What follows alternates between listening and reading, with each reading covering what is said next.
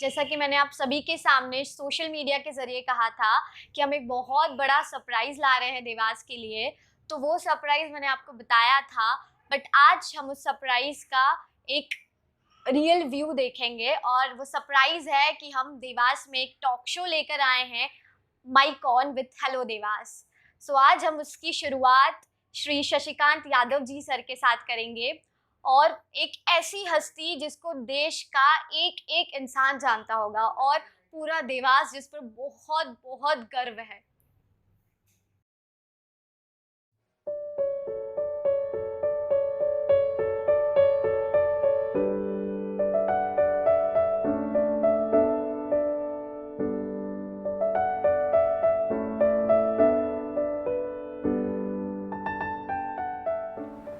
Hello Devas. So finally we are presenting this amazing talk show Mic On with Hello Devas. Dewas संगीत और साहित्य की नगरी है। हमारी नगरी से कई लोगों ने विश्व स्तर पर बहुत बड़ा नाम कमाया है और अब श्री शशिकांत यादव जी उसी चीज को आगे बढ़ा रहे हैं। भारत के मुख्य कवियों में से एक, देवास के एक ऐसे कवि जो देश विदेश सब जगह जाकर अपनी कला का प्रदर्शन करते हैं और हम सभी को गर्व महसूस करवाते हैं। तो आइए आज हम उनसे खूब सारी बातें करेंगे, प्रेरित होंगे और उनकी बहुत सारी कविताएं भी सुनेंगे। तो सर मेरा पहला सवाल ये है कि पूरा देश जानता है कि शशिकांत जी बहुत अच्छा लिखते हैं। उनके सामने अगर ऑडियंस बैठी है तो वो हंसी रोक ही नहीं सकती है अपनी। तो मैं ये जानना चाहती हूँ कि ये सफ़र शुरू कैसे हुआ, कहाँ से हुआ और इसके पीछे प्रेरणा क्या थी? देखिए, प्रेरणा तो मेरे माता-पिता हैं, पूज्य माता-पिता। मेरे पिताश्री मिल में स्टैंडर्ड मिल में इलेक्ट्रीशियन थे, मेरी माँ गृहस्थ महिला थी। अक्षर ज्ञान था उनको, लेकिन उन दोनों को कविता सुनने का बहुत शौक था। और मैं अपने माता-पिता की चूँकि आखिरी संतान था, तो इसलिए हमेशा उनके साथ रहता था। तो जब भी वो कवि सम्मेलन सुनने जाते थे, तो मुझे लेके जाते थे। और पहले कवि सम्मेलनों का एक दौर हुआ करता था, शाम को 7 बजे जाके जगह सँभालनी पड़ती थी। सुबह 6 बजे तक कवि सम्मेलन होते थे, तो पूरी रात माँ के साथ गोद में बैठ के सोते-सोते नींद में कविता सुनने की मुझे आदत थी। मैं जाके वहाँ सो जाता था, फिर आके मैं लोगों की कविताएँ सुनाता था। मैं माया गोविंद के गीत सुना देता था, नीरज जी की कविता सुना देता था, हरिओम पवार जी की। तो कविता के संस्कार तो माँ की गोद में सुनने से आए। मतलब परिवार से मिला है आपको? हाँ, माता-पिता से मिला, लेकिन मैंने पहली कविता लिखी श्रीमती इंदिरा गांधी की 31 अक्टूबर को हत्या हुई थी, और उनकी हत्या के बाद कुछ मेरे अंदर ऐसे आंदोलन खड़ा हुआ और कुछ उद्वेलना आई, जिससे मैंने पहली कविता लिखी। हालाँकि इसमें भी एक बड़ा विरोधाभास है, चूँकि मेरा परिवार आरएसएस का परिवार है, संघ का परिवार है। हम जनसंघ की विचारधारा को आत्मसात करने वाले परिवार में पैदा हुए हैं, लेकिन इंदिरा जी की हत्या ने मुझे उद्वेलित किया और कुछ कहने के लिए मजबूर किया। और मैंने उस समय शायद मेरी उम्र 12 साल की थी। मैं 73 में पैदा हुआ हूँ और 84 में इंदिरा जी की हत्या हुई। मैं ठीक 11 साल कुछ महीने का था, लेकिन मैंने फिर इंदिरा जी की हत्या के बाद पहली कविता लिखी और उसे अपने सरकारी स्कूल, हम अलोट पाएगा में पढ़ते थे, तो उसकी बाल सभा में उस कविता को पढ़ा और वहाँ से कविता की यात्रा शुरू हुई। मैंने हमेशा ये सुना है सर कि शशिकांत यादव जी अपनी उम्र से बड़े लोगों के साथ हमेशा रहे हैं, अपनी उम्र के लोगों के साथ बहुत कम रहे हैं, तो क्या ये सही है? ये बिल्कुल मेरे ये जानकारी आपको कैसे लगी? शायद आपने कोई मेरा साक्षात्कार सुना, ऐसा लग रहा है। ये मेरे संग शुरू से विरोधाभास रहा कि मुझे संगत बड़े लोगों की मिली, ये सौभाग्य भी है मेरा। उम्र मैं से भी और हमेशा ओहदे से भी। अपनी उम्र से बड़े 20-25 साल बड़े लोगों के साथ रहा। तो वो लोग बड़े थे उम्र में, तो निश्चित रूप से वो ओहदे में भी बड़े थे, लेकिन उन्होंने मुझे बड़ा संभाल कर, सहेज कर, वैचारिक रूप से सुदृढ़ बनाया, संस्कारित किया, मेरी गलतियों को सुधारा, मुझे निखारा। बड़े लोगों के साथ रहने का फ़ायदा ये हुआ कि जीवन में बड़प्पन बहुत जल्दी आ गया, और वो आज इस रूप में पेय होता है कि ऐसा लगता है कि कभी जवान हुए ही नहीं थे। कब दादा बन गए पता नहीं लगा, कब नाना बन गए पता नहीं लगा।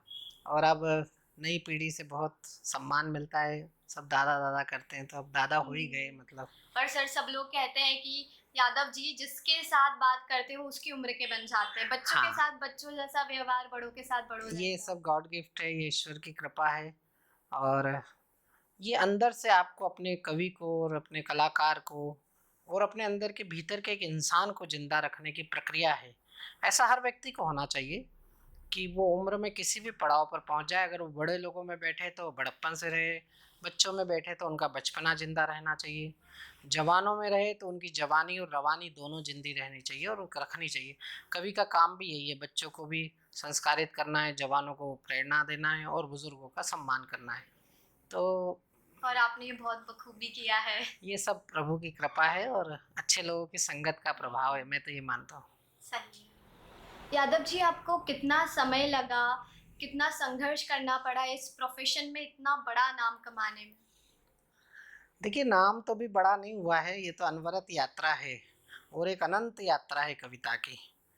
बाबा तुलसीदास जी, आज ही मैं सत्तन जी को सुन रहा था एक कार्यक्रम में, तो बाबा तुलसीदास जी ने कहा है कि अभी मैं कवि होने की प्रक्रिया में भी नहीं आ पाया हूँ, इतनी बड़ी रामचरितमानस लिखने के बाद। और एक ऐसी कविता लिखी जो विश्व में हर पल गाई जाती है, 24 घंटे अनवरत एक कविता गाई जाती है जिसको रामचरितमानस कहते हैं। इतना बड़ा कवि अगर ये कहता है कि मैं कवि नहीं हुआ हूँ, तो हमारी तो औकात ही क्या है। लेकिन फिर भी नीरज जी ने कहा है कि आत्मा के सौंदर्य का शब्द रूप है काव्य, मानव होना भाग्य है, कवि होना सौभाग्य। तो माँ की पेट से अगर ये कविता के संस्कार लेकर हम पैदा हुए हैं, या हमारे से माँ ने कुछ कहलवा दिया है या कहने की हमको ताकत दी है, तो हमको उस अनुभूति को एहसास करना चाहिए और उसकी रक्षा के लिए, उसकी सुरक्षा के लिए, उसकी संयोजना के लिए, उसकी सहेजना के लिए हम जो कुछ भी कर सकते हैं वो ज़रूर करना चाहिए। और वो मैंने करने की कोशिश की है और उसमें ईश्वर ने थोड़ी बहुत सफलता दी है मुझे। संघर्ष तो देखो, हर सफलता के आधार में संघर्ष ही होता है। ऐसा कहा जाता है कि सफलता का कोई शॉर्टकट नहीं होता है। आज आप जिस प्रोफेशन में हैं, भगवान करे आप किसी बड़े चैनल में जाएंगी, राष्ट्रीय इंटरनेशनल लेवल पे कोई कार्यक्रम को एंकरिंग करेंगी, तो आपको ये पायदान याद रहेगी कि मैंने देवास में भी एक इंटरव्यू ऐसा किया था। ऐसे ही हम लोगों की भी यात्रा शुरू हुई। 50 रुपये हमको पहला पारिश्रमिक मिला। मीना बाजार के कवि सम्मेलन में गिरवर सिंह भंवर जी ने अवसर दिया।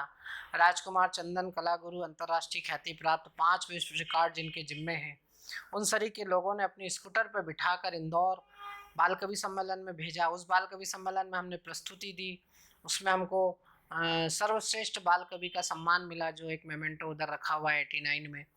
तो ये सब लोगों के सहयोग से मैं कहना ये चाहता हूँ, एक कवि को, एक कलाकार को, एक व्यक्ति को, एक नेता को, एक अभिनेता को, एक समाज सेवी को, या अपने परिवार का कोई एक मेंबर हो, उसको ऊंचाई पर पहुंचाने के लिए बहुत सारे लोगों की ऊर्जा लगती है। तो आज जो कुछ मेरे पास उपलब्धि है वो पूरे देवास की उपलब्धि है, देवास के बड़े साहित्यकारों की उपलब्धि है, उनका आशीर्वाद है, उनकी मेहनत है मेरे साथ। उन्होंने मुझे इस बात के लिए प्रेरित किया। मेरे माता पिता का आशीर्वाद है, मेरे माता पिता का बहुत त्याग है, समर्पण है। हम बहुत सामान्य परिवारों में पैदा हुए लोग हैं, आर्थिक संघर्षों से जूझे हैं, लेकिन उन सब प्रक्रियाओं से गुजरते गुजरते यहाँ तक पहुँच ही गए। अब यहाँ पहुँच गए तो ऐसा लगता है कि अभी तो यात्रा शुरू हुई है। एक शेर है हमारे बड़े शायर का कि ये सोच कर मैं उम्र की ऊंचाइयां चढ़ता गया, शायद यहाँ, शायद यहाँ, शायद यहाँ है तू। जब व्यक्ति गांव से निकलता है तो उसको लगता है कि मैं शहर में आ जाऊं, शहर से निकलता है तो उसको लगता है कि मैं जिला स्थान पे स्थापित हो जाऊं, जब वो जिले से निकलता है तो वो प्रदेश की राजधानी में पहुंचता है, देश की राजधानी में पहुंचता है, फिर दुनिया में पहुंचना चाहता है। एक अनंत यात्रा है। तो मेरी यात्रा तो बहुत छोटी है, लेकिन निश्चित रूप से देवास परिवार और देवास का जो जनमानस है, देवास का जो साहित्य परिवार है, मैं ये मानता हूँ कि जो मेरी उपलब्धि है वो उन सब की उपलब्धि है। आपकी यात्रा हमें बहुत इंस्पायर करती है सर। देखिए, जो संघर्षों से तप कर आते हैं, निश्चित रूप से वो लोगों को प्रेरित करते हैं, प्रेरणा देते हैं। उसके लिए आपको चिन्हित नहीं करना पड़ता है। आप देखेंगे किसी भी बड़े व्यक्ति की आप बायोग्राफी उठाकर पढ़िए, उसका जीवन को झांकिए, दूर से तो बहुत अच्छा लगता है। दूर से हमारा ऐश्वर्य, हमारी लोकेशना, हमारा फेस वैल्यू, टीवी पर हम दिख रहे हैं, लोग ऑटोग्राफ ले रहे हैं, सेल्फी खिंचा रहे हैं, लेकिन फिर भी हम देवास में, अपने मोहल्ले में, अपने परिवार में, अपने नगर में, अपने प्रदेश में बहुत सामान्य तरीके से इसलिए रहते हैं। ये तो आपकी खासियत है। बशीर बद्र साहब ने, नहीं रहना ही चाहिए, हर व्यक्ति को इसको आत्मसात करना चाहिए। बशीर बद्र साहब ने कहा है कि शोहरत की बुलंदी 2 पल का तमाशा है, जिस साख पे बैठे हो वो टूट भी सकती है। जिस राजेश खन्ना के चित्रों को लेकर लड़कियां तकिए के नीचे रात भर सोती नहीं थी, उन राजेश खन्ना को, काका साहब को अपने जीवन के अंतिम क्षणों में जो एकांतवास भोगना पड़ा है। तो ये कई बड़े लोगों के चरित्र हैं हमारे सामने, जो उदाहरण है। इसलिए अगर आप सामान्य बने रहेंगे तो सर्वमान्य बने रहेंगे। अगर असामान्य बनने की कोशिश करेंगे तो फिर हो सकता है कि आपकी तन्हाई, आपका एकांतवास आपको खाए। इसलिए मैंने इन चीज़ों को थोड़ा सा, चूँकि मैं गरीब परिवार से खड़ा हुआ हूँ, तो मुझे पता है कि नीचे का व्यक्ति ऊपर तक आता है तो उसको क्या क्या पापड़ बेलने पड़ते हैं। तो मैं उन अनुभूतियों को कभी मरने नहीं देता हूँ और मरने दूंगा भी नहीं, ताकि मेरे अंदर का कलाकार हमेशा अपनी औकात में रहे। हाँ, क्योंकि आप संघर्ष और सरलता का मतलब बहुत अच्छे से जानते हैं। हाँ, संघर्ष ही आपको सरल रहना सिखाता है। संघर्ष के बाद अगर आप सरल नहीं रह पाते हैं तो समझ लीजिए कि आपकी साधना में कोई ना कोई कमी है। और फिर हम तो जिस शहर में रहते हैं वो शहर तो बड़े लोगों का शहर है। हम तो बहुत बाद में आए, मेरा नंबर तो बहुत बाद में, कहीं अंतिम में आएगा। मेरे पहले रजब अली खां साहब हैं संगीत, जिन्होंने माहिया गाया, पहली बार माहिया इजाद किया। यह कैसे बड़े संगीतकार की नगरी है। पंडित कुमार गंधर्व यहाँ रहकर पूरी दुनिया में उन्होंने नाम पहुँचाया। हिंदी कविता में बड़े नाम हुए। नवगीत में प्रोफेसर नईम साहब का इतना बड़ा नाम है, पूरी दुनिया में उनका काम है। कला गुरु श्री राजकुमार जी चंदन, 5 विश्व रिकॉर्ड जिनके साथ हैं। सबसे बड़ी गज़ल लिखने का सौभाग्य उनके पास है। ऐसे कई लोग हैं। एक बहुत अच्छे हमारे यहाँ के शायर हैं इकबाल अशर, उनका एक शेर तो पूरी दुनिया में यात्रा करता है। बेशक तू है बादशाह, मैं हूँ एक फकीर, तेरा पीर कुबेर है, मेरा पीर कबीर। तो ऐसी बातें लिखने वाले लोग इस शहर में हुए हैं और आज उनकी धारा को आगे बढ़ाने का मुझे अवसर मिला है। मैं तो इसको अपना सौभाग्य मानता हूँ। आपसे मिलने का हमें अवसर मिला, ये हमारा सौभाग्य है। नहीं ऐसा, मैं तो परिवार का हूँ। आप जब चाहे तब मुझसे मिल सकते हैं और जैसा चाहे वैसा, जो चाहे वो पा सकती हैं, क्योंकि सब, मैं ये मान के चलता हूँ कि मेरा जो कुछ है वो सब देवास की जनता का है। जैसा कि सर आज सोशल मीडिया का ज़माना है, तो आपने क्या परिवर्तन महसूस किया कल और आज के समय में आपकी फील्ड में? बहुत भारी परिवर्तन आ गया है। हम लोगों ने जैसे 85 में यात्रा शुरू की, तो हम समझ लीजिए कि 1996 में अखिल भारतीय कवि सम्मेलन के मंच पे चढ़े, जहाँ से हम हिट हुए। तो 85 से लेके 96 तक 11 साल, तो 11 साल तो हम अनवरत गोष्ठियों में, छोटे छोटे कवि सम्मेलनों में, गाँव में, खेड़ों में, कहीं मोटरसाइकिल से, कहीं पैदल भी हम लोगों ने कवि सम्मेलन किए हैं। फिर हाँ, टेलीफोन नहीं था तो पीपी नंबर का ज़माना आया। पहले एसटीडी पीसीओ आए, फिर एसटीडी पीसीओ से हम लोग संवाद करते थे, फिर पीपी नंबर देते थे पड़ोस वालों का, फिर टेलीफोन आया। तो ये समझ लीजिए कि हमको ऑनलाइन होने में, एसी के डब्बों तक पहुंचने में 15 साल लगे, फ्लाइट में पहुंचने में 20 साल। अब ज़माना बदल गया, अब सोशल मीडिया का ज़माना है। एक व्यक्ति, एक नौजवान बच्चा कविता लिखता है, अपनी सोशल मीडिया पे डालता है, अगर उसको लाइक्स और वो मिल जाते हैं तो वो आगे बढ़ जाता है, हिट हो जाता है, उससे लोग संपर्क कर लेते हैं। ऐसे कई प्रतिभाएं आई, उनका स्वागत होना चाहिए। लेकिन अब यहाँ मैं लेकिन इसलिए लगा रहा हूँ कि कला का जो क्षेत्र है वो इंस्टेंट नहीं है। वो मैगी नहीं है कि 2 मिनट में आपने बनाई और बच्चों को खिला दी, या वो सर्फ पाउडर नहीं है एक्सेल का कि धोया भिगोया हो गया। ये सतत साधना का क्षेत्र है। इसमें क्या होता है कि संगीत हो, साहित्य हो या अन्य कोई कला हो, करत करत अभ्यास कर, जड़मति हो सुजान। तो इसमें सतत लगे रहना पड़ता है। अब ये जो तात्कालिक सोशल मीडिया से जो प्रसिद्धि और सिद्धि मिल रही, सिद्धि तो मिल ही नहीं पाती, सिद्धि तक तो पहुंच ही नहीं पाते। प्रसिद्धि से इतना दिमाग खराब हो जाता है कि उसका मूल्यांकन शुरू कर देते हैं। फिर कई बार तो ये भी देखने में आया है, सुनने में आया है, नए कवि कवित्रियों को सुनो तो ऐसा लगता है कि वो, उनको ऐसा लगता है कि जो कुछ कर रहे हैं हम कर रहे हैं, हमारे पहले वालों ने क्या किया है। जबकि ऐसा नहीं है। डॉक्टर राहत इंदौरी ने कहा कि पहले बरसों आना जाना पड़ता है, तब जाकर के हाथ खजाना पड़ता है।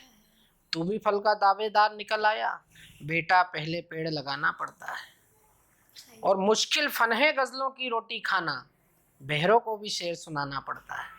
तो आज सोशल मीडिया के बाद ये जो प्रक्रिया सतत साधना की जो बंद हुई है या बाधित हुई है या कम हुई है, उसके कारण लोग क्षणिक आते हैं और चले जाते हैं। आज मुझे हिंदी कविता के मंच पर 85 से लेकर 2021 तक लगातार 35-36 साल तो मुझे सतत हो गए हैं। इतनी तो कई बच्चों की उम्र भी नहीं होती जितनी उम्र मैंने मंच पे निकाल दी है। पहले कवि सम्मेलन में 50 रुपये मुझे पेमेंट मिला था और अब इतना पैसा ले लेता हूँ कि हर दूसरे दिन लखपति हो जाता हूँ। वो एक अलग विषय है, लेकिन यहाँ तक पहुँचने में जो हमारी मंजाई हुई है, या मैं कहूँ शुद्ध देसी भाषा में हमारी जो कुटाई हुई है, हमारी जो घिसाई हुई है, हमारी जो रगड़ाई हुई है, वो अब उस प्रक्रिया से नई पीढ़ी उस प्रक्रिया में नई पीढ़ी पहुँच जाना भी नहीं चाहती है और पहुँच भी नहीं पा रही। ना तो पुरानी पीढ़ी को इतना समय है और ना नई पीढ़ी के अंदर वो संस्कार बचे हैं। क्योंकि हम आज भी अपने पुराने कवियों जब पीछे बैठे होते हैं तो हम उनसे डरते हैं पूरी रात। नई पीढ़ी के बच्चे डरते नहीं हैं, वो सोचते हैं कि जो कुछ हम बोल रहे हैं वही। और आपको पता है कि बोलना कितना संभल के पड़ता है। अगर एक शब्द भी इधर का उधर हो जाए, एक शब्द से महाभारत हो गया था।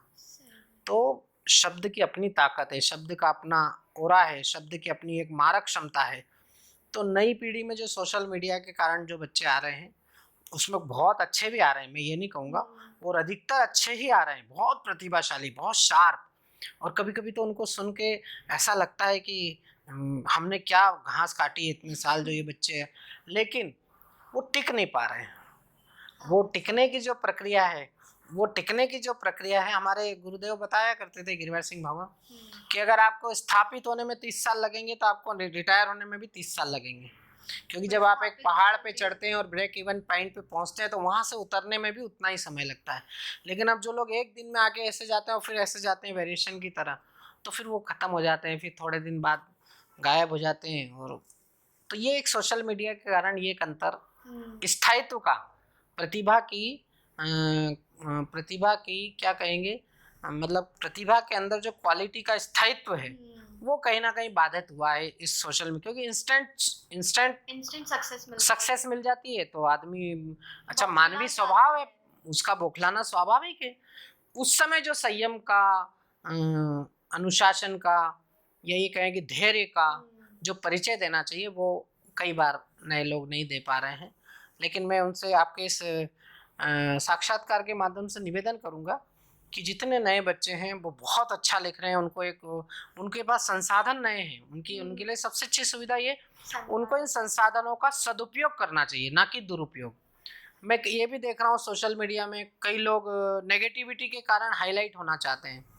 अभी मैंने किसी कवि का कोई मुक्तक पढ़ा था जिसमें जाति विशेष को उन्होंने रेखांकित करते हुए एक जाति विशेष को स्थापित किया था। तो इन सब चीज़ों से बचना चाहिए, ठीक है। इससे आपको थोड़े से लाइक्स, थोड़े से कमेंट्स, आपकी निंदा, और उनके खिलाफ जब मैंने सही बात कही तो वो फेसबुक पे लोग गालियां देने लगे। तो ये दोनों तरह की जो स्थितियां हैं वो ये दर्शाती हैं कि हमारी नई पीढ़ी के पास धैर्य की बहुत कमी है। वो ना तो, जैसे मान लीजिए मैंने कोई एक बात कही है तो 100 लोगों को अच्छी लगेगी लेकिन 40 लोगों को बुरी भी लगेगी। तो आपको उन 40 लोगों की बात का भी सम्मान करना है, क्योंकि आप जनता के बीच में खड़े हैं, आप जनता की कसौटी पर कसे जाने वाले हैं। 100 लोग आपके पक्ष में हैं, 40 लोग आपके विरोध में, तो आपको एक बार जरूर विचार करना पड़ेगा कि आपकी बात सही है कि नहीं। फिर भी अगर आपकी बात सही है तो आप अडिग रहिए, लेकिन आप उनकी भावनाओं का सम्मान करेंगे, ये आपकी मौलिक प्रतिभा की जिम्मेदारी है। और वो सोशल मीडिया में ये सब संवाद, और अब जैसे कि मैं आपको एक उदाहरण बताऊं, महाकवि निराला, महाप्राण निराला कविता पढ़ते थे तो नीचे आचार्य रामचंद्र शुक्ल सरी के बड़े समालोचक बैठ के उसकी मीमांसा लिखते थे कि आज रात में क्या पढ़ा गया। तो निराला जी ने राम की शक्ति पूजा पढ़ी। तो राम की शक्ति पूजा तब पढ़ी जब राम की शक्ति पूजा सुनने के लिए नीचे रामचंद्र शुक्ल बैठे थे। अब आजकल तो लोग ताली बजा के हंसना चाहते हैं, अब उसमें आ गए चुटकुले, तो बतरस भी खत्म हो गया। अब जैसे जिस बतरस से मैं हंसाता हूँ तो वो इसलिए लोग हंसते हैं कि मैं सहज बात में से बात निकालता हूँ। ये कविता का एक तरीका है, इसको बोलते हैं बतरस, वन लाइनर। जैसे कि हर्षद मेहता ने शेयर का घोटाला किया, ये एक हेडलाइन है समाचार की। हर्षद मेहता ने शेयर का घोटाला किया और सरकार ने घोटाले में शेयर किया। यहाँ से हास्य प्रस्फुटित होता है, ये फास्य की, हाँ। तो ये प्रक्रिया भी आप ये प्रक्रिया कब आएगी? जब आप करते रहेंगे, जब आप करते रहेंगे तब आपको प्रक्रिया आएगी। अगर आप इस प्रक्रिया में नहीं जाएंगे तो फिर आपको तो वो सोशल मीडिया में आजकल वो प्रक्रिया बंद हो गई है, धैर्य ही नहीं है। धैर्य नहीं है, सीखने की वो नहीं है, फिर इसीलिए वो मंज नहीं रही है प्रतिभाएं। तो ये थोड़ा सा एक अंतर पुरानी और अभी में आया है। पर खास बात तो ये है सर कि आपने सारे दौर से गुजर गए हैं। अब ये हमारी पीढ़ी का सौभाग्य है कि हम ऐसे संधि काल में पैदा हुए हैं, जिन लोगों ने बैलगाड़ी भी देखी है, जिन लोगों ने पैदल यात्राएं भी की हैं, जिन लोगों ने बिना माइक के भी कविता पढ़ी है, और आज हम लोग कॉरपोरेट में भी जा रहे हैं, आईआईटीज़ में भी जा रहे हैं, एनआईटीज़ में भी जा रहे हैं, इंजीनियरिंग के बच्चों को भी कविता सुना रहे हैं, मेडिकल कॉलेजेस में भी सुना रहे हैं, पशु मेलों में भी सुना रहे हैं। यही संघर्ष का नतीजा है। हाँ, तो ये नहीं, ये संधि काल है। अब हमारे बाद जो पीढ़ी आएगी उसको तो यही पता नहीं होगा कि पैदल भी गांव में जाते थे, ढोल से गांव के काकड़ पे कवियों को लेने भी आते थे लोग। अब उन्होंने देखा नहीं है तो कैसे बताएंगे। लेकिन हमारी पीढ़ी को ये सौभाग्य मिला कि हमने वो कालखंड भी देखा है, और आज हम डॉक्टर कुमार विश्वास, शैलेश लोढ़ा जी, सुरेंद्र शर्मा जी, सत्यनारायण सत्तन जी, इन सब लोगों की जो मेहनत है, जो इन लोगों ने जो ग्राफ बड़े खड़े किए हैं, आज हमको उनका फायदा भी मिल रहा है। फिर से सर संघर्ष का ही नतीजा है। हाँ, है तो संघर्ष की सुखद परिणाम। देखिए, इन लोगों ने भी बहुत संघर्ष किया है। कुमार विश्वास जी का संघर्ष तो मेरे साथ साथ हुआ है। अब ये बात अलग है कि वो दिल्ली में रहते हैं, हम देवास में रहते हैं, तो उसका फर्क पड़ गया। लेकिन उन्होंने भी बसों में यात्राएं की, उन्होंने भी कवि सम्मेलनी सारे संतरासों को भोगा है, और आज वो सुपरस्टार बन के उभरे हैं। तो कहीं ना कहीं हमारी इंडस्ट्री का फायदा ही कर रहे हैं। है संघर्ष का परिणाम, या ये कहूँ संघर्ष का सुफल है। ये इसको सुफल ही कहा जाएगा, क्योंकि संघर्ष नहीं है तो फिर सुफल नहीं आएगा आपके जीवन। सर, आपका देवास के साहित्यिक भविष्य को लेकर क्या मानना है? देवास के साहित्यिक भविष्य को वैसे तो सुखद है, स्वर्णिम है, लेकिन जैसे हम लोग जब आए थे तो जाजम जमती थी, बैठक जमती थी, कवियों के घर गोष्ठियाँ होती थी, उन गोष्ठियों में हम कविता सुनाते थे। फिर हमारी कविताओं पे बड़े कवि टिप्पणी करते थे, डांटते थे, कई बार हमको डांट पड़ती थी, क्या लिखा है तुमने, क्या बकवास पंक्ति है। अच्छा लिखते थे तो एप्रिसिएशन मिलता था, तारीफ मिलती थी। तो वो एक कार्यशाला सरीकी लगती थी। अब इसमें क्या है, हमारे संगीत में तो आदमी कहीं जाके सीख सकता है, कोई उस्ताद से सीख सकता है। कविता में क्या होता है, कविता एक स्वाभाविक प्रक्रिया है। कवि माँ के पेट से पैदा होते हैं, संस्कार लेके पैदा होते हैं। प्रस्फुटित वो किस बहाने से होते हैं वो अलग बात है, लेकिन वो जब प्रस्फुटन की जो प्रक्रिया है, जैसे कि गंगोत्री से गंगा उतरी तो उसको बहने के लिए एक रास्ता चाहिए। तो रास्ता भी भागीरथ ने आगे आगे दौड़ के रास्ता बनाया। गंगा ने कहा था कि अगर तुम्हारा रथ का पहिया रुका तो मैं वहीं रुक जाऊंगी। तो भागीरथ ने एक रास्ता बनाया, तो उस रास्ते को गंगा ने अनवरत तय करते करते वो महासागर में जाके मिल गई। तो ये कविता का भी एक ऐसा अनवरत रास्ता है। अब जो नए बच्चे हैं, कुछ तो करियर में बिजी हैं, कविता तो लिखते हैं, और कुछ लोग कविता को करियर बनाना चाहते हैं। सर, मैं बनाना चाहती हूँ कविता को करियर। तो कविता को करियर आप उस स्थिति में बना पाएंगी जब आपके पास, मैं एक बात कहता हूँ, थोड़ा देसी अंदाज में कहता हूँ, लेकिन है कड़वी, लेकिन सच ये है कि अगर आपके पास दाल रोटी का इंतजाम है तो कविता आपको घी रोटी देगी। लेकिन अगर कोई व्यक्ति दाल रोटी का इंतजाम किए बिना कविता के क्षेत्र में आज के समय में उतर आएगा, जिस समय पर हर विधा कैरियर ओरिएंटेड हो गई है। पहले कवि होते थे, आजकल कवि बनते हैं। तो अगर बनने की प्रक्रिया में आप आएंगे तो फिर आपको थोड़ा सा इकोनॉमिकली बैकग्राउंड आपका साउंड होना चाहिए, ताकि आप सर्वाइव कर पाएँ। आप जैसे हम लोग था, 50 रुपये में भी कविता पढ़ देते थे, 150 में भी पढ़ देते थे, 200 में भी पढ़ देते थे। आज भी हमारी ये स्थिति है कि अगर कोई 5,000 रुपये भी देता है और उसको मान लो हमारी कविता की आवश्यकता है, तो हम उसकी कविता जाके पढ़ देते हैं। इसलिए पढ़ देते हैं कि हमारे पास दाल रोटी का इंतजाम है। समझ अगर और उनके हम 50,000 में भी कविता नहीं पढ़ते हैं जिनके पास पैसा है। तो ये तय हम करते हैं कि हमें कहाँ पढ़ना है, कहाँ नहीं पढ़ना है। जैसे आपको इंटरव्यू देना है, ये हमने तय किया है, लेकिन कई चैनल वाले हमारे पास आते हैं कि भाई सब यूट्यूब पे आपका ये, तो हमको अगर उनको नहीं देना है तो हम मना कर देते हैं। तो ये पोजीशन आपके पास तब आएगी जब आप खुद कहीं स्टैंड पर खड़े होंगे।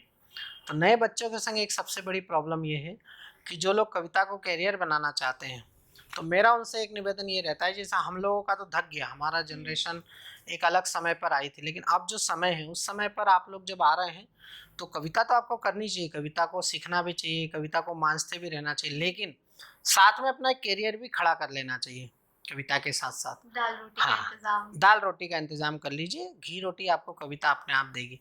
लेकिन अगर आपके पास दाल रोटी नहीं है तो फिर आप भूल जाइए कि आप कविता से खुद का पेट भरेंगे, अपने परिवार का, और आने वाले जीवन को आप किसी मुकाम पर ले जा पाएंगे। तो थोड़ा सा, अब जैसे ये कोरोना काल आ गया, 2 साल से कवि सम्मेलन बंद है करीब करीब, तो आप बताइए, अब जैसे मेरे सरी का कवि हो जो केवल कवि सम्मेलन से घर चलाता है, तो अब 2 साल से कवि सम्मेलन नहीं हो रहे हैं, तो फिर आप क्या कर रहे हैं, आप घर कैसे चलाएंगे? तो एक जो वो एक यथार्थ है, उससे आप भाग नहीं सकते।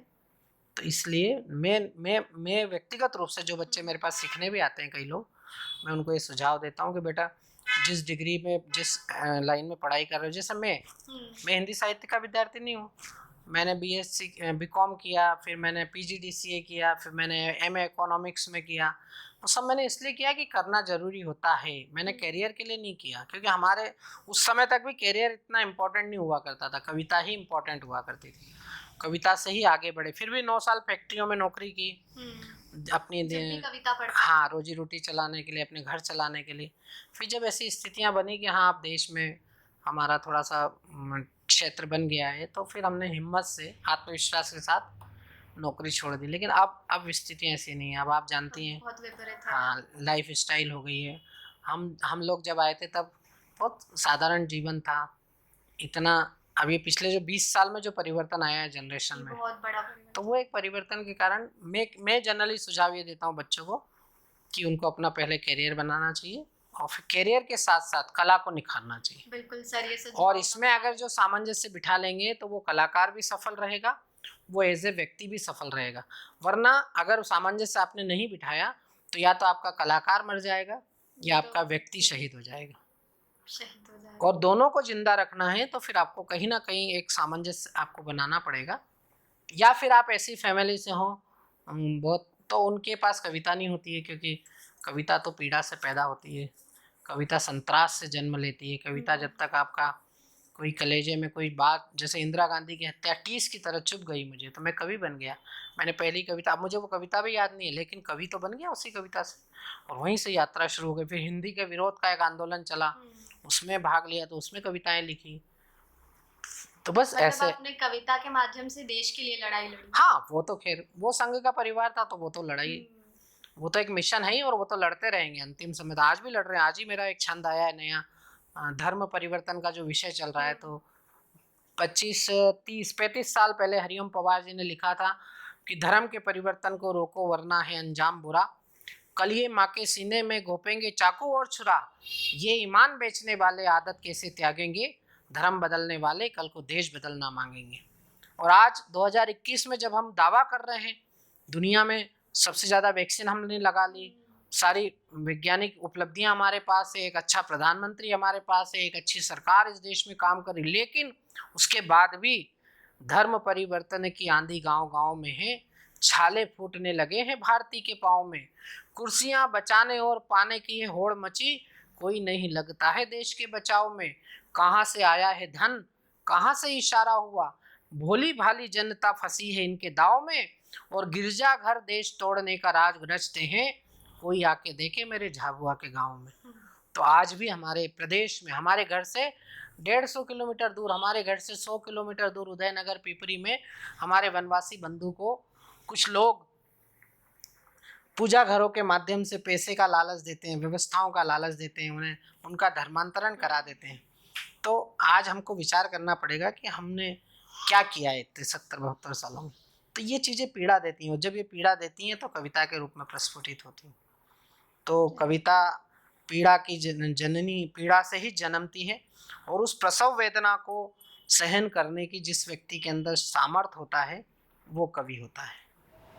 जैसा कि सर, मैं तो ये मानती हूँ कि आपकी कविताएं सुनकर तो पत्थर भी मुस्कुरा दे। तो मैं आपसे ये आग्रह करना चाहूँगी कि हमारी जो आज की युवा पीढ़ी है वो बहुत डिप्रेशन में जा रही है, बहुत तनाव झेल रही है, तो आप उनको क्या संदेश देना चाहेंगे? आप उन्हें क्या बोलना चाहेंगे जिससे जैसे हम लोग आपकी कविताएँ सुनकर ठहाके लगाते हैं, वो ज़िंदगी में लगातार ठहाके लगाते रहें?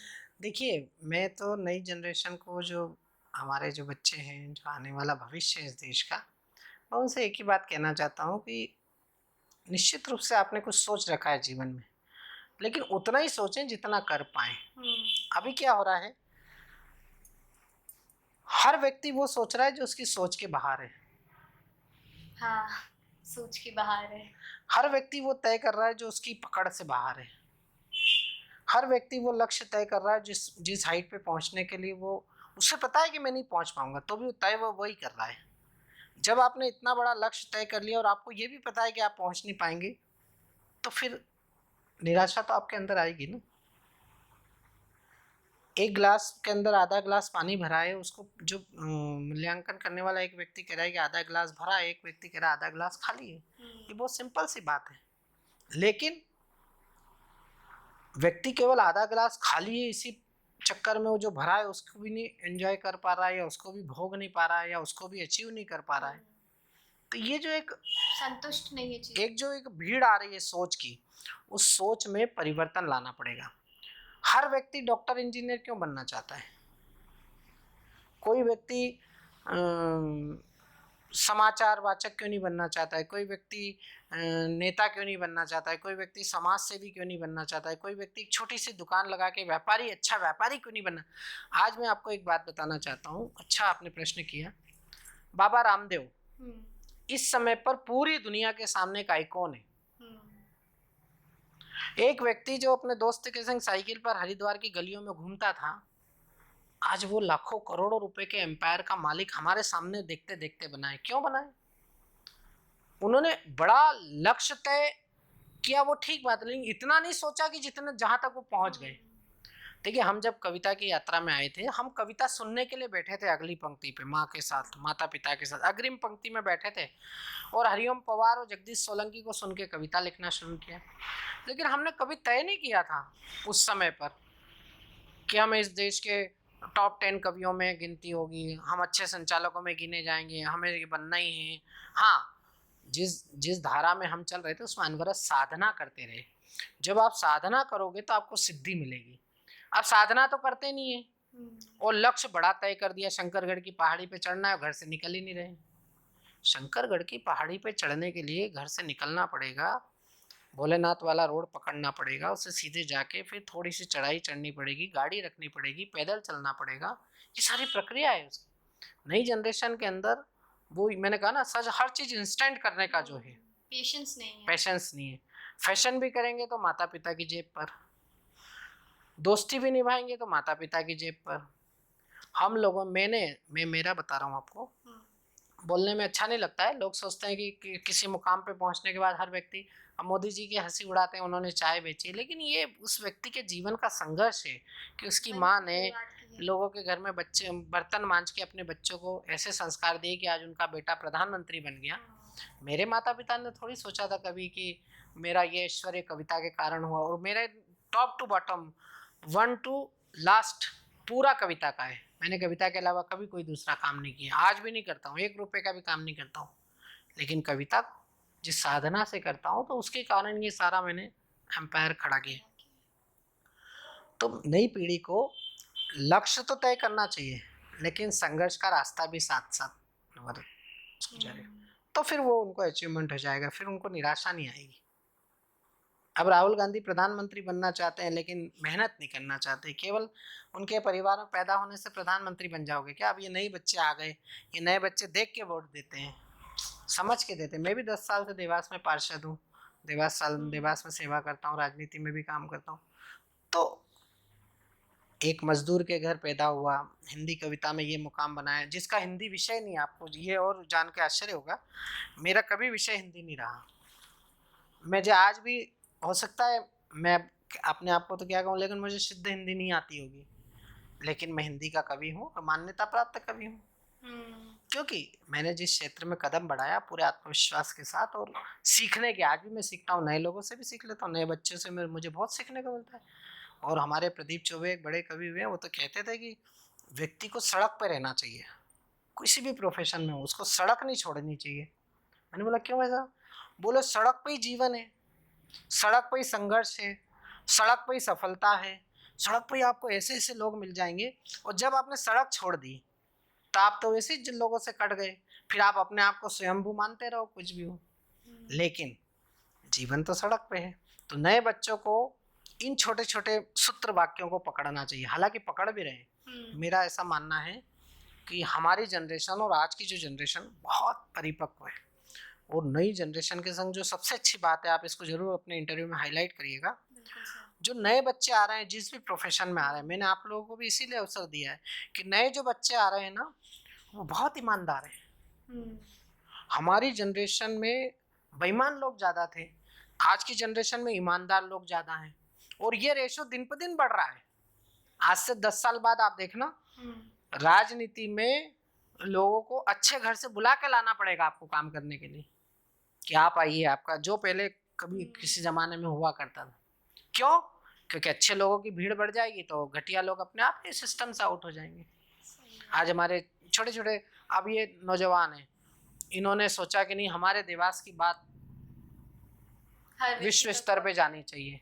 क्यों सोचा? उनके घर का तो कोई काम नहीं है, उनका तो कोई काम रुक नहीं रहा है, उनका तो करियर बन चुका है, लेकिन ये उसकी ईमानदारी है अंदर की, कि उन्होंने इस चीज़ को महसूस किया कि यार मेरे देवास को कोई जानता ही नहीं है।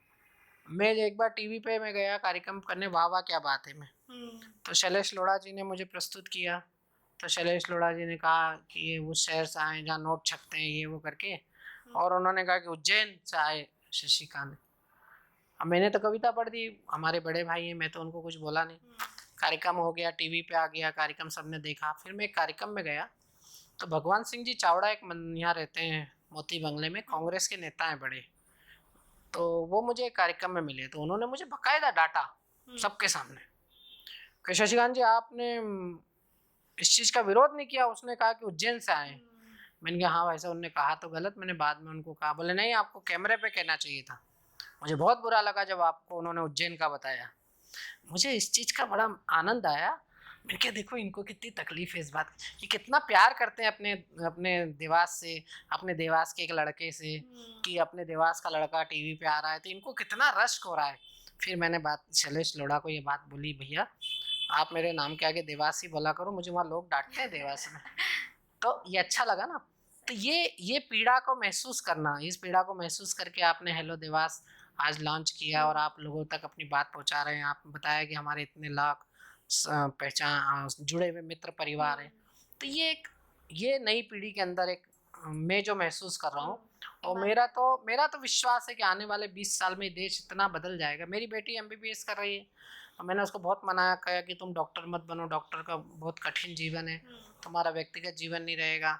तो मेरी बेटी ने कहा नहीं पापा मुझे डॉक्टर ही बनना है। तो फिर मैंने एक शर्त रखी, मैंने कहा तुम डॉक्टर बनोगी तो जहाँ तुम्हारी पोस्टिंग होगी उस गांव में जाके तुमको नौकरी करना पड़ेगी, फिर तुम ये नहीं कहोगे मुझसे कि पापा मेरा ट्रांसफ़र करा दो। तो उसने बोला कि नहीं पापा मेरी जहाँ नौकरी लगेगी मैं गाँव में लोगों की सेवा करूँगी, और मैं सेवा करने के लिए डॉक्टर बन रही हूँ। बहुत अच्छी बात है। तो ये जो बच्चों के अंदर परिवर्तन आया है कि बच्चे ये नहीं कह रहे हैं कि मैं बड़ा नर्सिंग होम बनाने के लिए डॉक्टर बन रहा हूँ, या मैं बड़ा एम्पायर। आज ये कोरोना से जो हम जीते हैं, कोरोना का जो इतना बड़ा विश्वव्यापी जो संघर्ष था, आप क्या समझते हैं केवल प्रधानमंत्री के कहने भर से देश खड़ा हो गया? नहीं, इस देश के युवाओं ने जिस तरह से मेहनत की, जिनके खुद के पास पॉकेट मनी नहीं थी, उन बच्चों ने लोगों को ज़रूरतें का सामान उपलब्ध कराया, उनकी सेवा उपलब्ध कराई, उन्होंने हम सभी के लोगों को संपर्क करा, जिनसे जो मिला वो व्यवस्थाएं कराई। तो मैंने तो देखा है समाज में कि नए बच्चों ने जिस तरह से मोर्चा संभाला है। मेरा तो बहुत दृढ़ विश्वास है कि आने वाला समय जिस भी क्षेत्र में, आजकल हमारे रेलवे में जो नए बच्चे टीटी बने, पहले हम 500 रुपये दे के AC के डब्बे में सो जाते थे, आजकल वो 500 रुपये नहीं लेते हैं। सर हम 890 रुपये की रसीद बनाएंगे आपकी, और जब हम उनको 1000 रुपये देते हैं तो वो 890 रुपये काट के रसीद बना के और 10 रुपये हमको वापस करते हैं। उस समय चेक होता है कि पीढ़ी कितनी सुधर रही है, पीढ़ी कितनी, वरना वो भी 500-700 रुपये लेके और अपना काम कर सकते। पहले के लोग ले लेते थे, हमारी जनरेशन के लोग, अब नहीं लेते हैं। तो ये एक बदलाव है, ये एक अच्छा बदलाव है। और इस मुकाम पे एक शेर हमेशा याद रखिएगा, आप भी याद रखिए जी। कि माना कि मेरे सामने खाली गिलास है। डॉक्टर कुंवर बेचैन, जिनका कल परसों जन्मदिन था, उन्होंने कहा कि जीवन को जब निराशा आए तो कभी निराश नहीं होना। माना कि मेरे सामने खाली गिलास है, पर इतनी तो तसल्ली है सुराही के पास है। सही। बस इतना धैर्य, इतना आशावाद, इतना आपका अंदर पेशेंस। पेशेंस होगा तो निश्चित रूप से सफलता आपके चरण चूमेगी। बिल्कुल सर, हम इस बात का हमेशा ध्यान रखेंगे। बिल्कुल। सर, ऐसी कोई हास्य कविता जो आपके दिल के बहुत करीब है, वो हम सुनना चाहेंगे, आप सुनाएंगे? देखिए, कविताएं तो सभी दिल के करीब होती हैं, और कविताएं कवि की संतान होती है, तो उसके लिए तो अपने बच्चे सब प्यारे होते हैं। लेकिन मैं आपको एक हास्य का एक छंद सुनाता हूँ। मुझे ईश्वर की और गुरु महाराज की, शिलनाथ जी महाराज की बड़ी कृपा है मुझ पर कि मुझे हर रस में लिखने का अवसर मिला, और हर रस में लिखने की मेरी थोड़ी बहुत कुव्वत बनी, तो मैंने हास्य में भी कुछ हाथ आजमाया है। एक छंद मैं आपको हास्य का सुनाता हूँ। नई पीढ़ी पे लिखा है मैंने, जो हमारे मोदी जी ने हर चीज क्या कर दी है ना, वो क्या बोलते हो तुम उसको, नया शब्द? आत्मनिर्भर? नहीं, आत्मनिर्भर नहीं, सोशल मीडिया से लेकर ऑनलाइन। हाँ, ऑनलाइन। हर चीजें ऑनलाइन कर दी हैं, हर चीजें मोबाइल से रिलेटेड कर दी हैं। तो ऐसे मेरा ऐसा मानना है कि प्यार भी ऐसे हो गया है। हमारे समय पे लव लेटर चलते थे। हाँ। कॉलेज में लव लेटर लिखा करते थे, पढ़ा करते थे, लिखवाते थे, पहुंचाते थे, वो एक प्रक्रिया थी। और उसमें आप बहुत उत्साह भी होता था। हाँ, अरे वो तो अलग बात है। होता नहीं हर फैसला सिक्का उछाल के, ये दिल का मामला है जरा देखभाल के। मोबाइलों के दौर के आशिक को क्या पता, रखते थे कैसे खत में कलेजा निकाल के। अरे, ये उदय प्रताप जी का शेर है। अब मैंने इस शेर के विपरीत जाके एक बात कही है वर्तमान समय की, कि मंडे को मन चला और मन चली का मेल हुआ, ट्यूसडे को ट्यूनिंग में हुई तकरार है। अब मैंने देखिए इसमें सारे शब्द देशज उपयोग किए हैं, और कई शब्द हिंदी के हैं ही नहीं, लेकिन उसका हिंदी में प्रयोग आप देखिए। और हिंदी भाषा का यही लालित्य है कि आप उसमें किसी भी भाषा का प्रयोग करेंगे, अगर हिंदी साथ में है तो उस शब्द की मारक क्षमता बढ़ जाती है। कि मंडे को मन चला और मन चली का मेल हुआ, ट्यूसडे को ट्यूनिंग में हुई तकरार है, वेनसडे को चेटिंग हुई, थर्सडे को डेटिंग हुई, फ्राइडे को माल संस्कृति में खोया प्यार है। ना ही कोई नैन लड़े, ना ही प्रेम पत्र पढ़े, ना ही इजहार इकरार इनकार है। सैटरडे को रेकिंग हुई, संडे को ब्रेकिंग हुई, वीकेंड की क्लोजिंग में खत्म हुआ प्यार। सही है सर, हाँ? बहुत ही प्यारा है।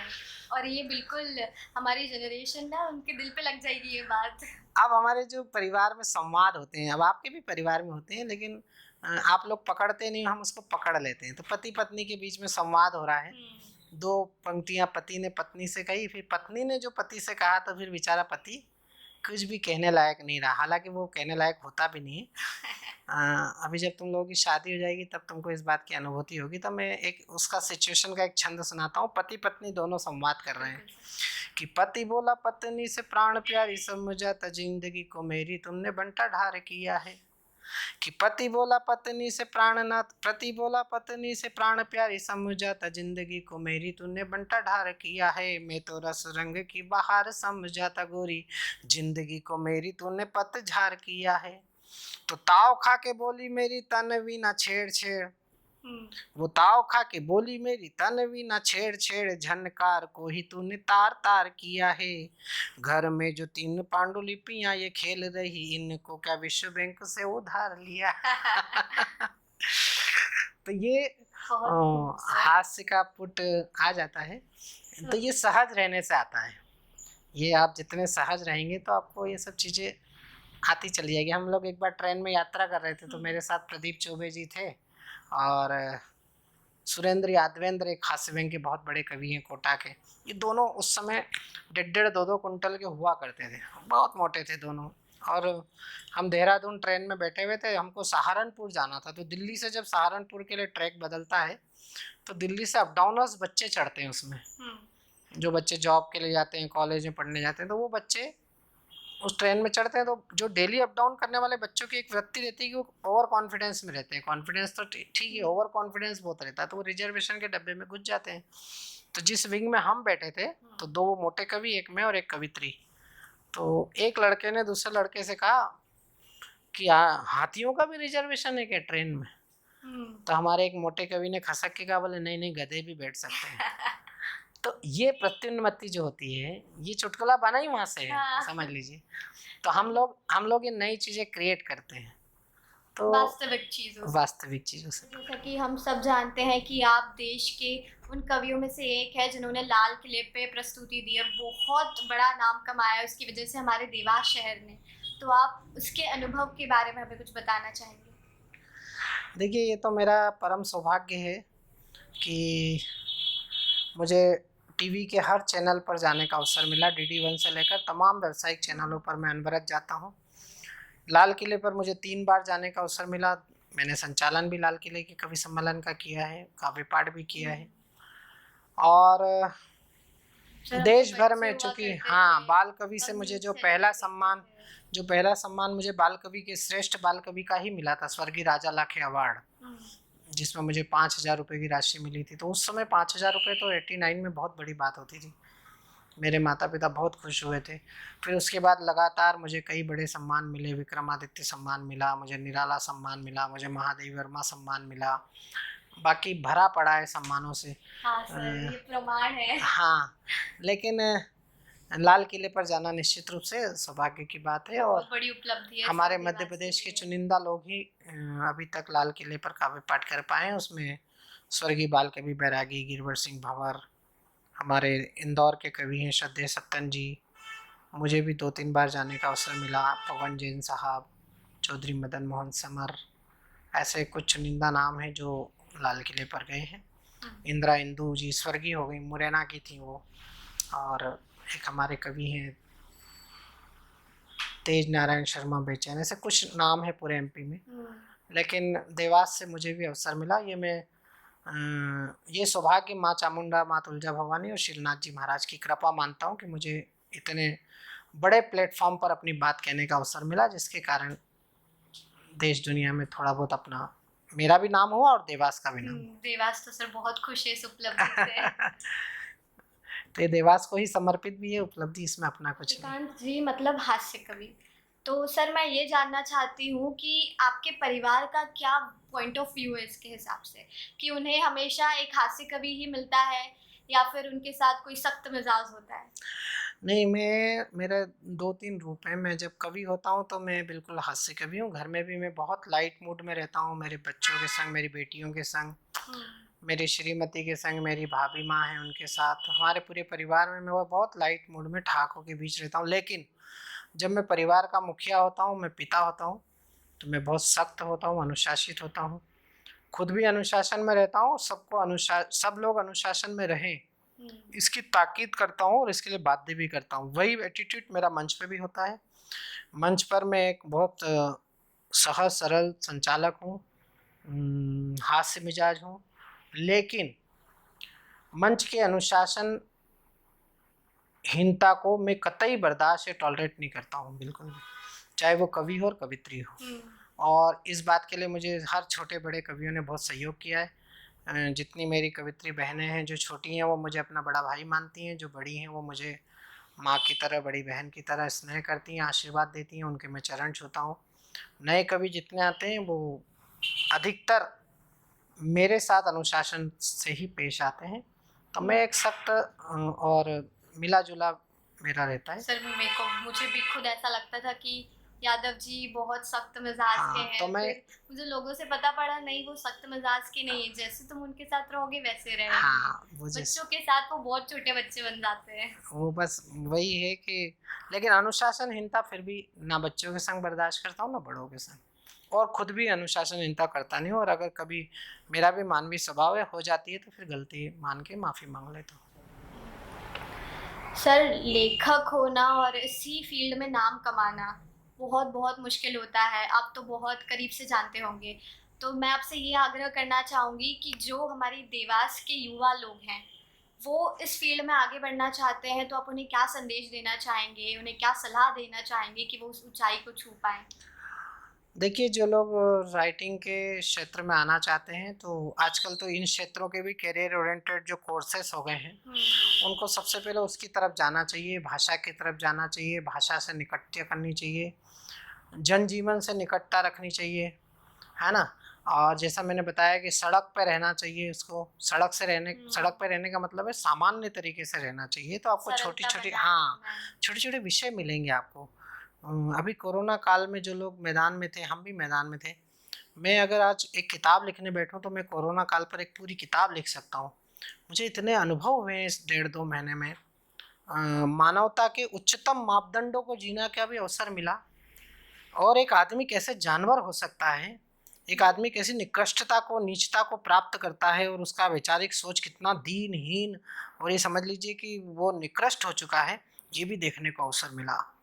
राजन जी की पंक्तियां थी, राजन जी स्वयं कोरोना काल में शांत हो गए। राजन ने कहा था कि वतन की जो हालत बताने लगेंगे तो पत्थर भी आंसू बहाने लगेंगे, कहीं भीड़ में खो गई आदमियत जिसे ढूंढने में जमाने लगेंगे। तो इतना करीब से देखा कि इंसानियत गुम हो गई और इतना करीब से देखा कि लोगों ने इंसानियत के उच्चतम मापदंडों को स्थापित किया। तो यही जीवन है, यही यही दो चीज़ें हैं जिनको आपको अनुभूत करके अपने जीवन को आगे बढ़ाना है। जो चीज़ें गलत हैं उनसे सीखना है और जो सही चीज़ें हैं उनको अपने जीवन में आत्मसात करना है। तो मैं अपने जो लेखक हैं, जो राइटिंग में या जो कविता में, गद्य में, पद्य में, किसी भी क्षेत्र में आना चाहते हैं, या अपन इसको सार्वभौमिक तरीके से कला के क्षेत्र में जो लोग आना चाहते हैं, उन्हें अपनी कला निखारने के लिए उस कला के प्रति अपना कमिटमेंट, अपना समर्पण, अपना अध्ययन पूरी निष्ठा के साथ करना चाहिए और उसे कैरियर बनाने की दिशा में, जैसे कि आजकल पत्रकारिता के क्षेत्र में बड़े बड़े कोर्स होते हैं या इलेक्ट्रॉनिक मीडिया में, या वो कुछ ऐसा सधर्मी प्रोफेशन आत्मसात करके उसे आगे बढ़ना चाहिए ताकि उसका शौक भी पूरा हो जाए, उसकी कला भी निखरती रहे और उसका जो पारिवारिक जीवन है, जो उसका व्यक्तिगत जीवन है, जो उसका व्यावसायिक जीवन है, वो भी चलता रहे। तो मेरा निवेदन रहेगा नई पीढ़ी के बच्चों से कि वो बहुत धैर्यपूर्वक और बड़ी चीज़ को बारीकी से अध्ययन करके और उसको आगे बढ़े, सफलता निश्चित मिलेगी। पेशेंस और कमिटमेंट की ज़रूरत है। बिल्कुल, कमिटमेंट तो मस्ट है। कमिटमेंट अगर आपका नहीं है, आपका कमिटमेंट नहीं है, आपने अपने जीवन में कोई एथिक तय नहीं किए हैं, तो आप किसी भी मुकाम पर नहीं पहुंच पाएंगे। और अगर आप पहुंच भी गए ये इनके इन प्रकार से, तो जब आप बैलेंस शीट बनाएंगे तो जब आपके पास नील बटे सन्नाटा होगा। लेकिन अगर आप अपने एथिक बना के चलेंगे तो आप एक मुकाम पे जाके भी संतुष्ट हो सकते हैं और टिके रहेंगे। और देखिए, कहीं पहुंचना बहुत आसान काम है, कहीं टिकना बहुत मुश्किल काम है। अशोक साहिल साहब ने एक शेर कहा है कि नफस नफस में बिखरना कमाल होता है, नजर नजर में उतरना कमाल होता है, बुलंदियों पर पहुंचना कोई कमाल नहीं, बुलंदियों पर ठहरना कमाल होता है। तो बुलंदी पर पहुंचने से कुछ नहीं होता है, बुलंदी पर ठहरने से आपके जीवन की प्रासंगिकता तय होती है। और मैं अपने जो नौजवान पीढ़ी है उसको दो पंक्तियां वसीम बरेलवी की जरूर सुनाना चाहूँगा। वसीम बरेलवी साहब ने कहा कि छोटी छोटी बातों से तुम बड़े नहीं हो पाओगे। हम जाति को, धर्म को, राजनीतिक विचारधारा को, परिवार को, व्यक्तिगत जीवन को, बच्चे सुसाइड कर लेते हैं। काय के लिए सुसाइड कर लिया? कि इसमें नंबर कम आ गए। कोई ने कहा कि मुझे प्रेमिका ने धोखा दे दिया, कोई लड़की ने कहा कि मैं परिवार ने मेरी बात नहीं सुनी। हम इतनी सी बात पे सुसाइड कर लेते हैं। तो ये हमारे सोच की संकीर्णता है, यहाँ हम असफल हो गए। तो वसीम बरेलवी साहब ने कहा है कि छोटी छोटी बातों से तुम बड़े नहीं हो पाओगे, तंग गली से निकलोगे तब खुली सड़क पर आओगे। तो अगर जीवन में अगर आपको हाईवे पे, एबी रोड पे चलना है तो आपको एमजी रोड से बाहर निकलना पड़ेगा। एमजी रोड पे पहुंचना है तो आपको मोमन टले की गलियों से बाहर आना पड़ेगा। जब आप आ गए, आपने एक रास्ता पकड़ लिया, तो फिर कविता आपको एक आचार संहिता और सिखाती है। राधे श्याम प्रगल्भ हमारे एक बड़े कवि हुए हैं, आपने प्रोफेसर अशोक चक्रधर जी का नाम सुना होगा, डॉक्टर अशोक चक्रधर, जो सबसे पहले सोशल मीडिया में सक्रिय हुए कवि होने के नाते उनके पिताजी राधेश्याम प्रगल्भ ने कहा, ये हम सबके, आपके, हमारे सबके जीवन पर ये पंक्तियाँ चस्पा होती हैं। अगर हमने ये समझ लिया तो हर लड़की हर लड़के का करियर सुनहरा है और अपराध कब बन जाएंगे, सामाजिक अपराध खत्म हो जाएंगे, हमारे नैतिक मूल्यों में बढ़ोतरी हो जाएगी अगर हम इन चीज़ों का पालन करें तो। लेकिन हम करते नहीं हैं। राधेश्याम प्रगल्भ ने कहा कि दिन के उजेरे में ना करो कोई ऐसा काम, चैन नहीं मिले तुम्हें रात के अंधेरे में, रात के अंधेरे में ना करो कोई ऐसा काम, मुंह जो छिपाना पड़े दिन के उजेरे में। अब लड़कियां आगे बढ़ना चाहती हैं। मैं भी 5 बेटियों का बाप हूँ, 2 बेटियां मेरी अभी इस समय मैदान में, मैं भी मेरी बेटियों को आगे, लेकिन बेटियों को भी आचार संहिता का पालन करना पड़ेगा। हम आधुनिकता के नाम पर जो मनमानी करने की कोशिश कर रहे हैं, चाहे वो लड़का हो या लड़की हो, वो गलत है। और वही इस पीढ़ी को, वही इस जनरेशन को जो पीछे ले जा रही है कि हमारे बच्चे अपराध की तरफ, हमारे बच्चे नशे की तरफ। आज मैं 35 साल से घूम रहा हूँ, पूरी दुनिया में होया है, मेरे को तो किसी की आदत नहीं, मैं तो सुपारी भी नहीं खाता हूँ। तो हमारे बच्चे जो लक्ष्य है उसको छोड़ के जब इधर उधर भटक जाएंगे तो फिर आपका कैरियर बन ही नहीं होगा। फिर आप कहेंगे कि हमको तो इसमें कुछ मिला नहीं। लेकिन अगर प्रयास करोगे तो पत्थर से भी पानी निकलता है। तो आपको अपने, जो आपने एक बात बोली थी कि अपने वो तय करना पड़ेंगे एथिक कि आप किन सिद्धांतों पे आगे चल के आगे जाना चाहते हैं। सर, अंत में मैं बस आपसे ये कहना चाहूँगी कि जैसे कोरोना की तीसरी लहर आने वाली है, हम सब ये सुन रहे हैं, हमने दूसरी लहर का बहुत अच्छे से सामना किया, लोगों ने बहुत मदद की सभी की।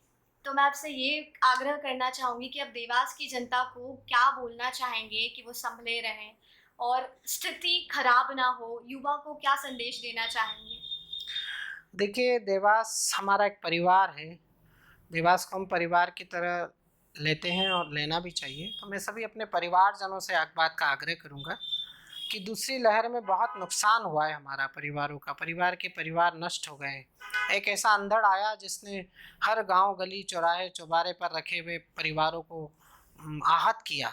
जहां निकलते हैं वहाँ उजड़ा हुआ सारी चीज़ें हमको देखने को मिली। लेकिन तीसरी लहर में ऐसा ना हो, इसके लिए हमको अभी से सतर्क रहना है, सरकार के नियमों का पालन करना है, मास्क लगाना है, कहीं बाहर निकलें, आवश्यक हो तो बाहर निकलें, बाहर जरूर निकलें लेकिन आवश्यकता के अनुसार निकलें। अननेसेसरी बाजार में घूमना, बिना मास्क के घूमना, प्रशासन के लोगों को तकलीफ देना, है ना। तो ये हम सबको इन चीज़ों का ध्यान रखना है। और सबसे महत्वपूर्ण जो इस समय हमारी सरकार ने जो वैक्सीनेशन का कार्यक्रम शुरू कर रखा है, 18 साल और 18 साल की उम्र से बड़े जितने भी लोगों को वैक्सीनेशन होना है, तो वे कृपापूर्वक अपने क्रम पर, अपने नियमानुसार अपनी रजिस्ट्रेशन करवा के सबसे पहले वैक्सीनेशन कराएं, ताकि आप प्रोटेक्ट हों और लोगों की मदद करें, स्वयं की मदद करें। सबसे पहले तो अनुशासित रह के परिवार को संभालें, परिवार के साथ साथ मोहल्ले और आसपास के लोगों की रक्षा करें, और उन्हें जो सहयोग हो सके सरकार का और गैर सरकार का वो सहयोग भी प्रदान करें। लेकिन नियमों का पालन करें और हम सब मिलकर परिवार के भांति इस संघर्ष का सामना करेंगे। और जैसे हम दूसरी लहर से जीत कर निकले, मेरा विश्वास है कि तीसरी लहर नहीं आ पाएगी, क्योंकि हम पहले से अगर सतर्क रहेंगे। क्योंकि देखिए, फिर मैं आपको कविता से जोड़ना चाहूँगा। मेरे पास तो कविता के अलावा कुछ है नहीं। डॉक्टर कुंवर बेचैन ने कहा है कि हाथ से ही हाथ से हैं सावधानी क्या करे, इतने शोलों पे भला 2 बूंद पानी क्या करे, इस वतन के वास्ते कुछ फर्ज अपने दोस्तों, तुम ही बताओ एक अकेली राजधानी क्या करे। तो हर काम मुख्यमंत्री नहीं करेगा, हर काम प्रधानमंत्री, कलेक्टर, एसपी नहीं करेगा, हर काम आपका विधायक और सांसद नहीं करेगा, हर काम आपका पार्षद नहीं करेगा। कुछ काम ऐसे हैं जो हमें भी करना पड़ेंगे, क्योंकि 130 करोड़ भारतीयों के परिवार का एक हिस्सा, 130 करोड़ बटे 1 मैं भी हूँ, 130 करोड़ बटे 1 आप भी हैं। तो आप भी अपनी जिम्मेदारी समझिएगा, मैं भी अपनी जिम्मेदारी समझूंगा, और हम सब मिलकर कोरोना से देवास को भी मुक्त करेंगे और प्रदेश को भी मुक्त करेंगे और देश को भी मुक्त करके, और 21वीं सदी में इसको विश्व गुरु के स्थान पर स्थापित करने में हमारी ऊर्जा का जो सदुपयोग हो सकेगा वो हम करेंगे। हेलो देवास की तरफ से भी करेंगे, हेलो देवास के प्लेटफॉर्म से भी करेंगे। और मैं व्यक्तिगत रूप से आभार व्यक्त करता हूँ। मुझे अच्छा लगा कि मेरे शहर के नौजवान बच्चे सोशल मीडिया के क्षेत्र में इतना आगे जाकर सोच रहे हैं देवास के लिए, देवास के सुनहरे भविष्य के लिए वो सोच रहे हैं। तो फिर निश्चित रूप से देवास का भविष्य सुनहरा होगा, इसकी आश्वस्ति मुझे है। मैं आप सब लोगों को अपनी तरफ से शुभकामनाएं, अपना आशीर्वाद और अपना सहयोग, धन्यवाद सर। जीवन में भी कभी किसी मुकाम पर मेरी आवश्यकता पड़े तो मुझे ज़रूर आदेशित करिएगा। बिल्कुल sir. We will always try to bring something new for you people. Keep supporting us. Like, share and subscribe. Thank you.